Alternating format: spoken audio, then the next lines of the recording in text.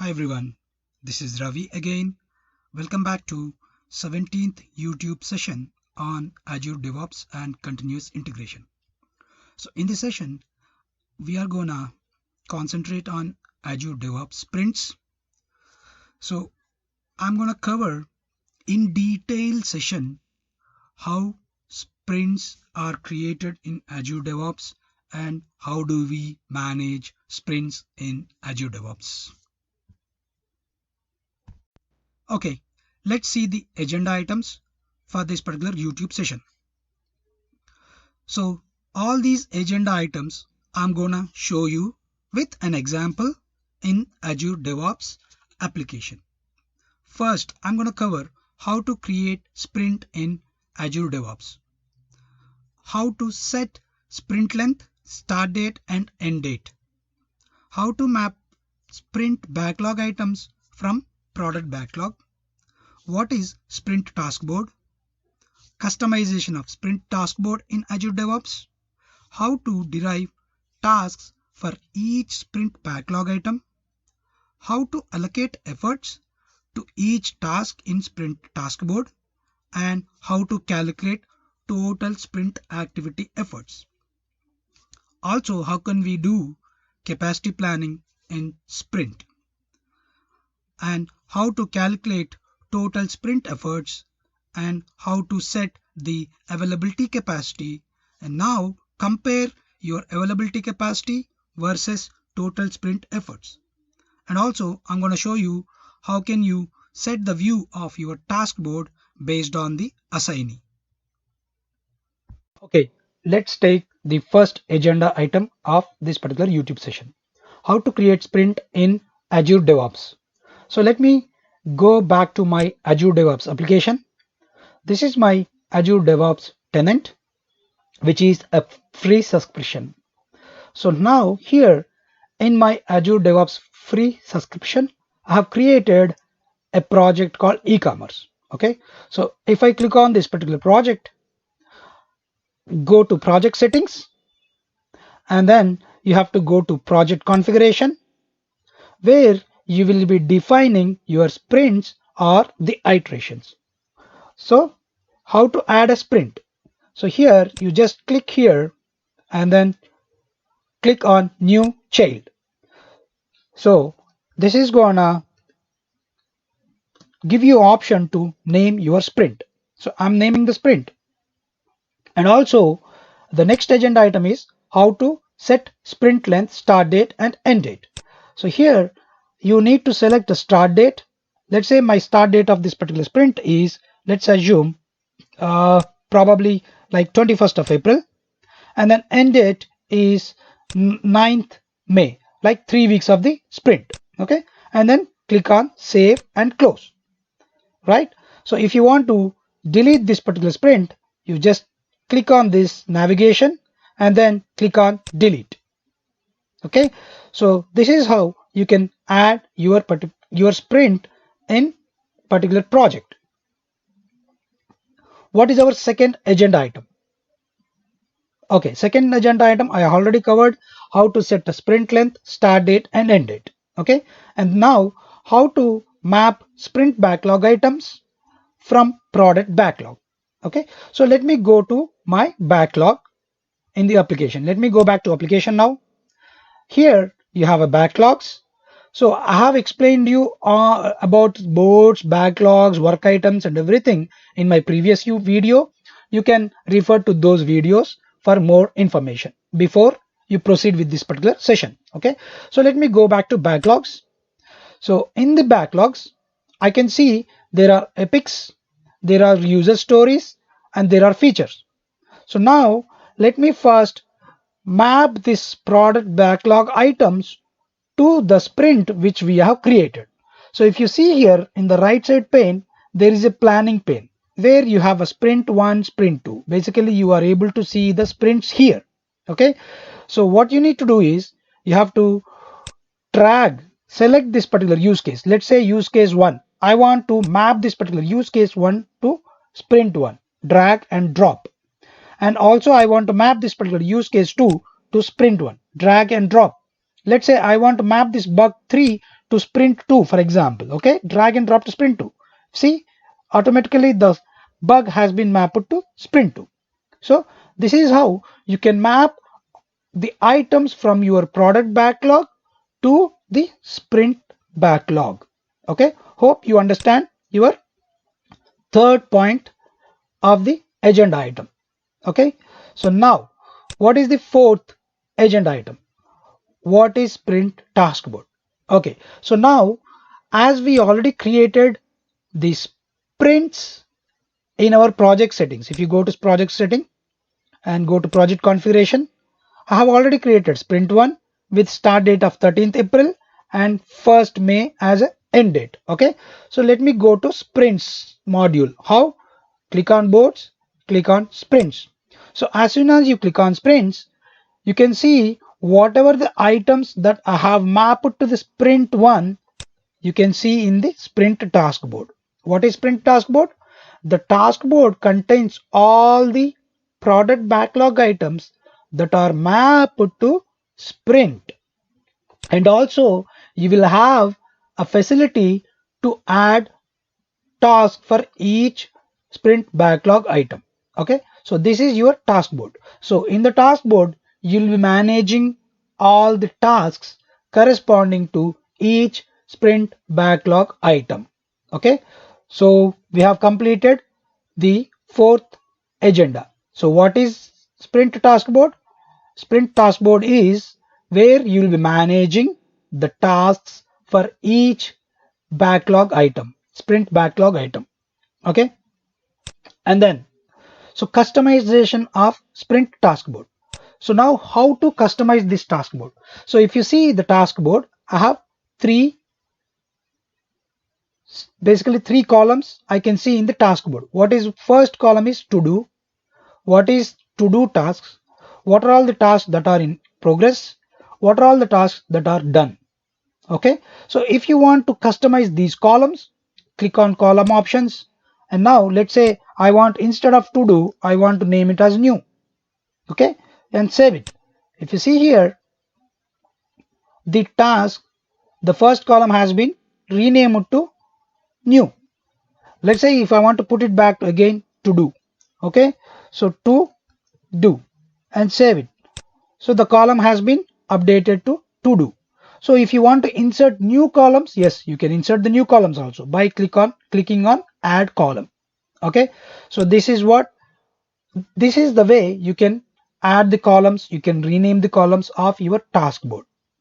And if you go to configurations, okay, where you can see what are all the backlog item, what are all the work items that I can manage in the sprint task board. I can manage task, I can manage bugs, I can manage product backlog items.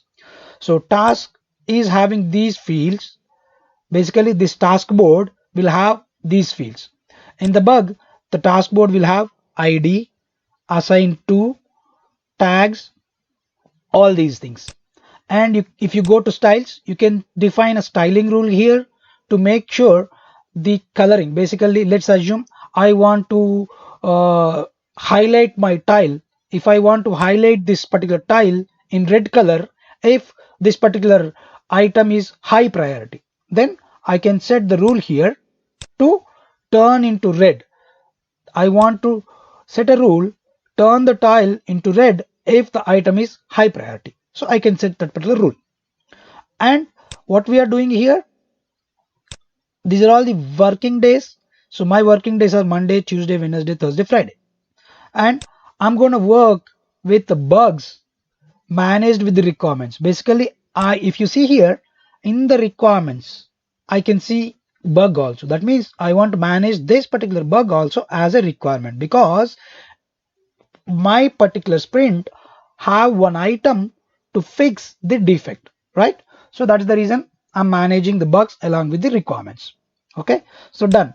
So this is our another agenda item. Now how to derive tasks for each sprint backlog item. So this is what I'm gonna explain you. How can we derive the tasks for each backlog item? So that I'm gonna explain you. Just give me a minute. I'll be back. Okay, so let's understand how to derive tasks for each sprint backlog item. Okay, so first of all, what is the task? So let's assume this is your requirement. Okay, if the requirement is given to a developer or a tester, first what they will do, they will be coming up with the tasks. That means they are going to divide this particular requirement into multiple tasks, right? Let's assume for this requirement, for a BA, let me add. How to add a task? Just click on new item in to do column. Okay, so once you click on new item, so as a BA, I have to analyze the requirements. This is one task. Basically, I have to analyze the requirements and come up with queries. So this particular task might be performed by a developer or tester. So that is one task, right? And what is another task? And as a QA, what will do? Author test cases. So I need to author the test cases for this particular requirement, and then execute test cases, right? So once I derive these tasks, let me click on this particular task.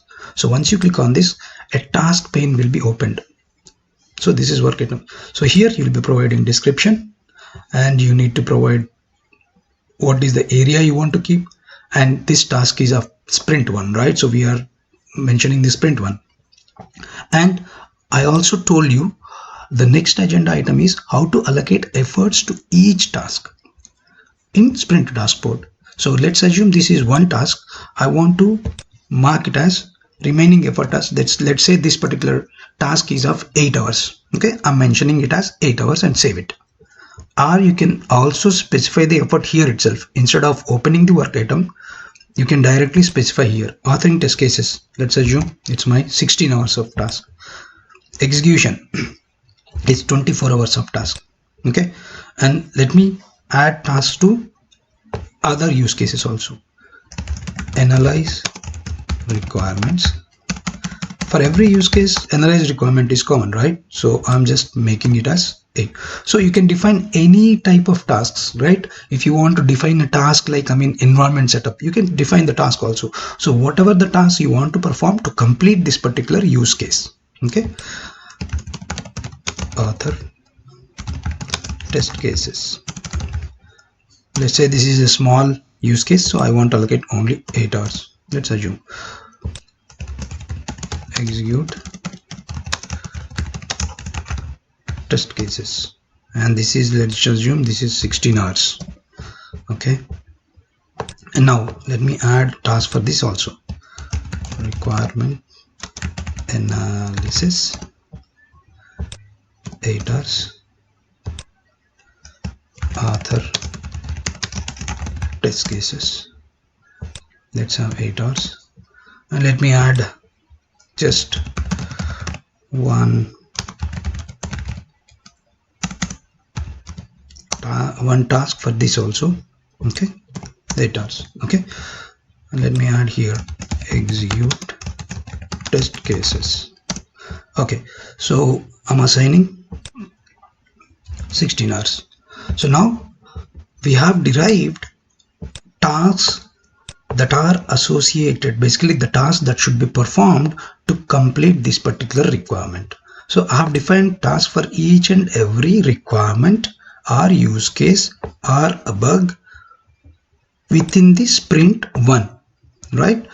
So now what is our next agenda item? And also we have allocated the efforts that are required to complete the task. For every task we have defined the efforts that should be completed. So that means now what is the total effort of the sprint right now? For sprint 1, if you add all the efforts here listed, right, for all these tasks, so that will add up and gives you the sprint task effort. Entire sprint effort is the summation of these remaining work efforts. Okay, so that's how you can derive the sprint effort, total sprint effort. Okay, so the total sprint effort is the effort summation of the effort of the each task. Okay, now how can we do a capacity planning for a sprint? So if you go to, so if you see here under sprints, you have taskboard, backlog, and also there is another tab called capacity. So in the capacity, so you can add the resources and what are their capacity available per day. Okay, let's assume this is one resource and let's assume this guy is from testing. So he is from the testing department. So I'll be having 8 hours per day every day, right? And what about this guy? Let's assume this guy is a developer. I'm assigning he is also available for 8 hours. Let me add another user. How? Click on add user. So let's assume this is another person, okay, who is also a tester. Let's see. And then availability, let's say 8.5 hours per day.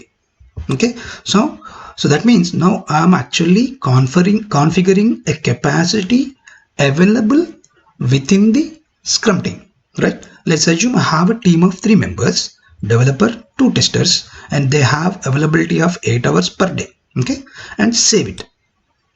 Now if we go back to taskboard, so what is our sprint? Our sprint is sprint 1, and which is of total sprint length is so 13th April to 1st May. That means we are remaining with 9 working days right now, right? So now, so I have entered the capacity and also I have entered the effort. So now what is another agenda? So how can you actually compare what is the available resource capacity and what is your total sprint effort? How can I see who has been overloaded, who has been not overloaded?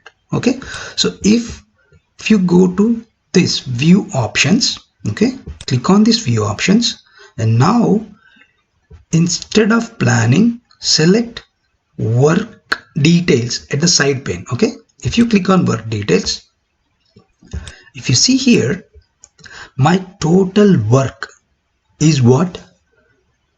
Okay, so let me see. Okay, so first of all, let me assign these tasks. We have not assigned the task that we have derived. Okay, so let me assign this task. Okay, this is done, and this is okay. Execute test cases. Let me assign this to me.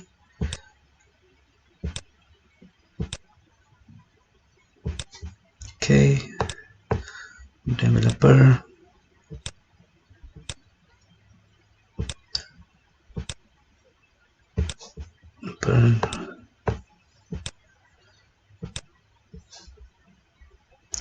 Okay, let me do one thing. I want just to make a small change to make you understand a couple of things. Okay, so if you see here, so now I have assigned every task the resources.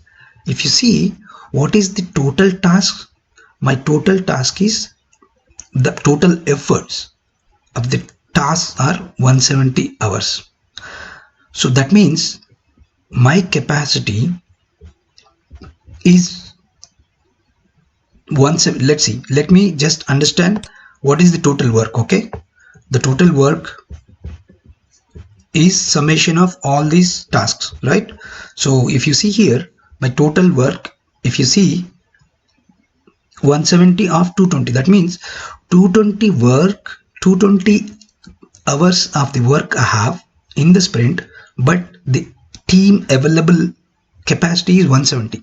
Okay, let's see, for development, that means Srikanth, okay, he's for developer, you have only 24 hours, but his capacity is 72 hours, but he has only 24 hours of work.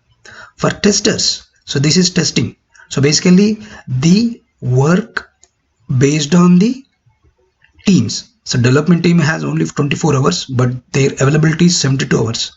Testing team has 146 and their availability is 148.5 hours.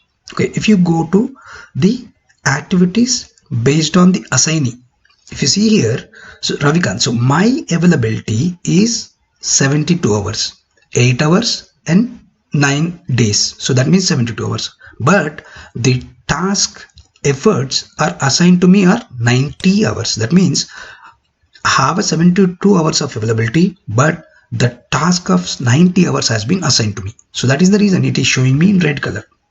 Then the other person is Sudharani. So this particular person has the availability of 76.5 hours, but the task assigned to her is only 56 hours. So that means she has some bandwidth. And also this person is also having some bandwidth. So that means I have to transfer some of the tasks from Ravikant to Sudharani or Srikant. How? So let's see. If you see here, this task, let's say I want to allocate this to Srikant. Okay. What you do? You just drag and drop this particular task to this person. That's it. So what happens? So if you see, the task has been assigned to this person and now he is occupied for 40 hours where he has the availability 72. Still he has some bandwidth. So let me assign also this person task to this guy. Okay, that is one done. And still I am overloaded for 2 hours. That means let me assign this task to again this person. So now if you see, so now everyone is equally occupied and no one is overloaded. So this is how you can drag your task and drop into the person to whom you want to allocate. Okay, so this particular pane is called planning pane. Okay, so where you can actually see the total work that is available in a sprint and the total work available for each department, development and testing, right? And the total work assigned to the sprint team members, basically scrum team members, and what is their availability. Okay, so we covered the agenda item, total sprint efforts versus available capacity, right? So we are calculating what is the available capacity and what is the work that is actually assigned to them. And what about view task based on assignee? So now if you see here, the sprint task board, you are seeing based on use case, right? This is use case, this is one use case, this is. So now if you want to see the task board at the assignee level, how can I do? Just go to the view options, group by people. If I click here, now see Ravikant has these many tasks to perform